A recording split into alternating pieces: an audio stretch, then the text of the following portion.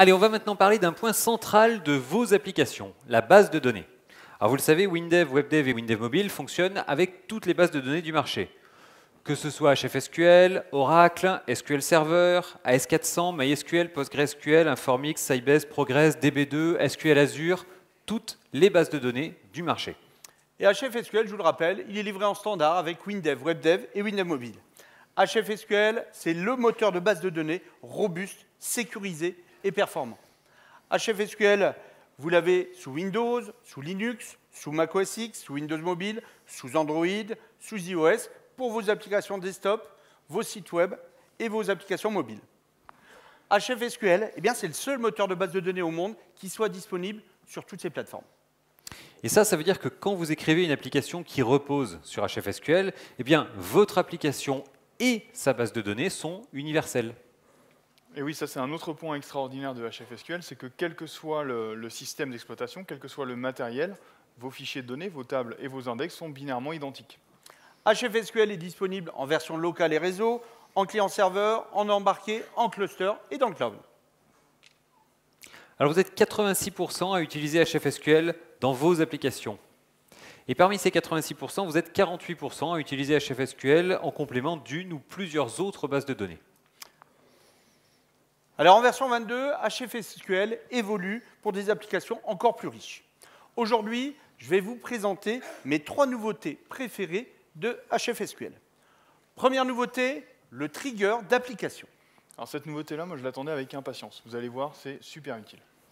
Alors un trigger d'application, eh bien, ça permet à une application de demander à être notifiée par le serveur lors d'une opération sur la base de données, un ajout, une modification ou une suppression, quelle que soit l'application qui a fait l'opération, même si c'est une autre application et même si c'est sur une autre machine. Alors en fait, la notification, elle est envoyée par le serveur vers les postes clients, vers les postes qui sont abonnés. Alors le trigger d'application, il peut être défini au niveau d'un fichier de données, d'une table, pour être prévenu dès que ce fichier de données, dès que cette table a été modifiée, ou alors au niveau d'un enregistrement, pour être prévenu dès que cet enregistrement a été modifié. Un exemple d'utilisation, quand vous avez un tableau de bord statistique, par exemple, plutôt que de rafraîchir l'affichage toutes les 30 secondes et de charger votre serveur, votre réseau et le poste client pour rien, eh bien vous utilisez un trigger d'application. Et vos données se mettent à jour uniquement quand elles sont modifiées. Allez, je vous montre comment ça se met en œuvre. Dans cette application, moi, je vais être prévenu dès qu'un bon de livraison est généré pour l'imprimer. Eh bien, j'ai utilisé la nouvelle fonction de wlangage hsurveille pour mettre en place un trigger d'application. Hsurveille, je lui donne en paramètre le nom du fichier que je veux surveiller, donc ici les BL, une procédure callback qui sera appelée à chaque fois qu'une opération est détectée. Le troisième paramètre, c'est l'enregistrement que je veux surveiller. Donc ici, moi, je veux surveiller tous les ajouts, donc j'ai utilisé la nouvelle constante hNumorTous. Et le quatrième paramètre, c'est les opérations pour lesquelles je veux être prévenu, donc ici, les ajouts. Voilà. À partir de là, eh bien, à chaque fois qu'un BL est ajouté dans le fichier de données, ma procédure est appelée et elle peut déclencher son impression. Autre nouveauté qui va vous changer la vie, en version 22, HFSQL accélère vos requêtes. Alors comment? Bien, c'est simple, le serveur HFSQL de la version 22 analyse automatiquement toutes les requêtes exécutées en production sur les bases déployées. Et à partir des données réelles, sur la base en production, il en déduit les meilleurs index. Et puis, une fois par mois, eh bien, il vous envoie un mail en vous donnant ses conseils d'optimisation. Donc vous n'avez plus qu'à créer les index. Alors une petite précision, l'analyse elle se fait en tâche de fond, ça n'a bien sûr aucun impact sur les performances du serveur. Grâce à cette nouveauté de la version 22, vous améliorez la performance de vos applications et de votre SI. Alors concrètement, comment ça se passe? C'est très facile, c'est automatique. Il suffit d'être en version 22. Les conseils, c'est par email, Jérôme vous l'a dit, et bien sûr, vous les avez aussi dans le tableau de bord HFSQL. Je le lance. Hop.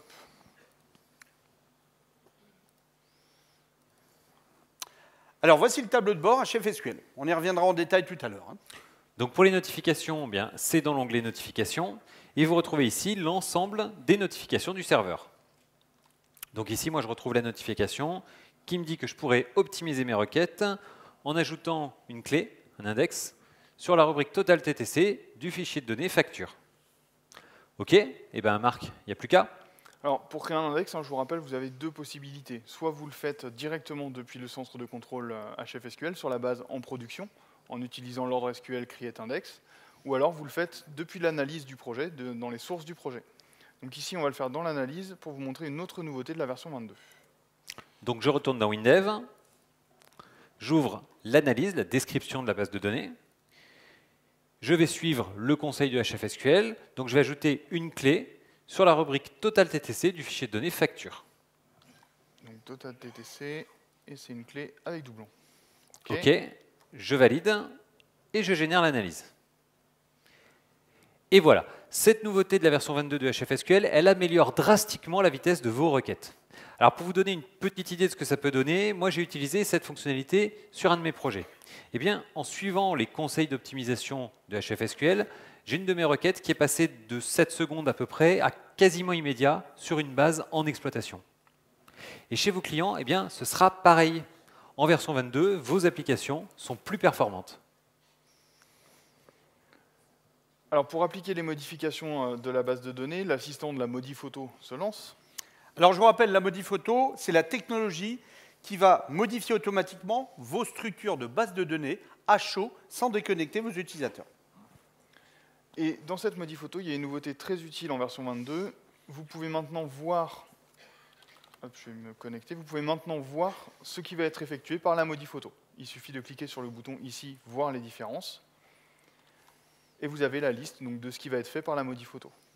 Donc, par exemple, ici, je vois que la rubrique Total TTC va passer de non-clé à clé avec doublon, avec un sens de tri croissant.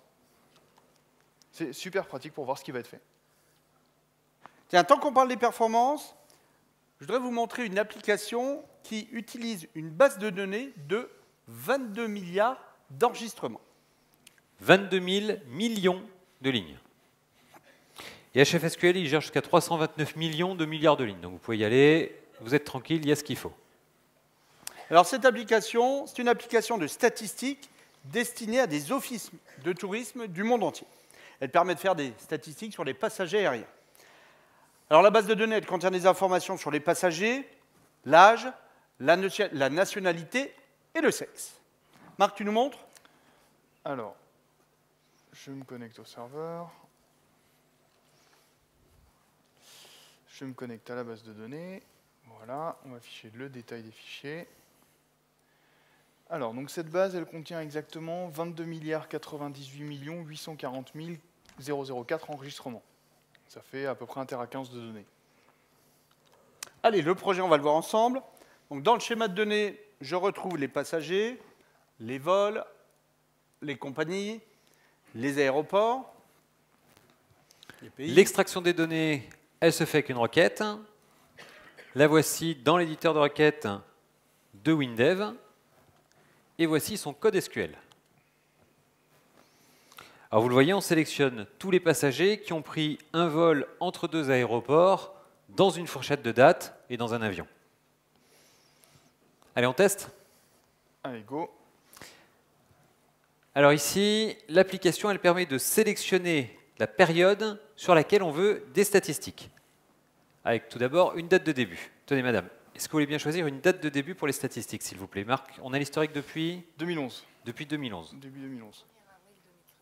Le 1er avril 2013, merci. Et c'est pas une blague.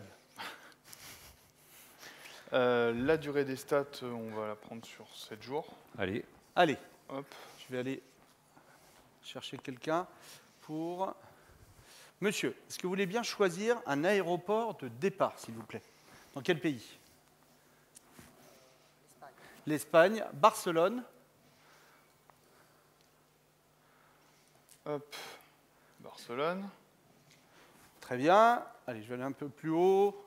Madame, est-ce que vous voulez bien choisir un aéroport d'arrivée, s'il vous plaît? En Argentine. Alors, qu'est-ce qu'il y a? Il y a Buenos Aires et Sao Paulo. Buenos Aires. Très bien. Hop. Je clique sur le bouton rechercher et vous le voyez, c'est immédiat. J'ai le nombre de voyageurs total entre Barcelone le 1er avril 2013 et du 8 au 8 avril. Ils n'étaient pas nombreux. C'était pas nombreux. Je pense qu'il va y avoir qu'un vol en fait. Sur la Oui. semaine. Ouais.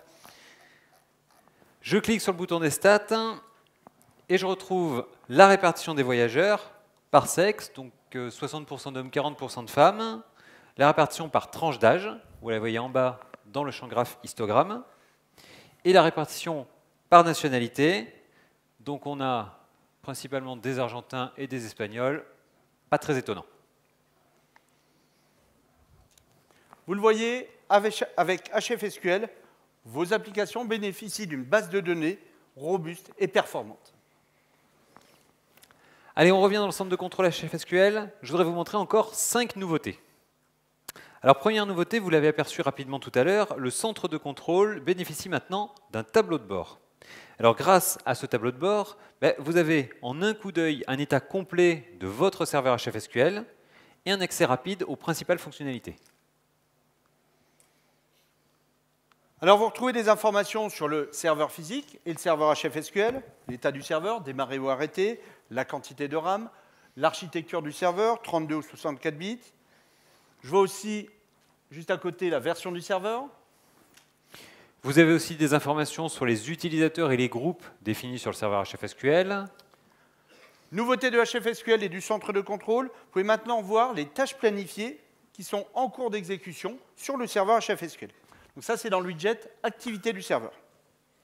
Je clique dessus et j'ai le détail de tout ce qui se passe actuellement sur le serveur HFSQL. Ici, je vois qu'il y a 2 tâches planifiées qui sont en cours d'exécution. Dans le tableau de bord, vous avez également des informations sur les transactions en cours sur votre serveur. Donc ici, il n'y en a pas sur le nôtre.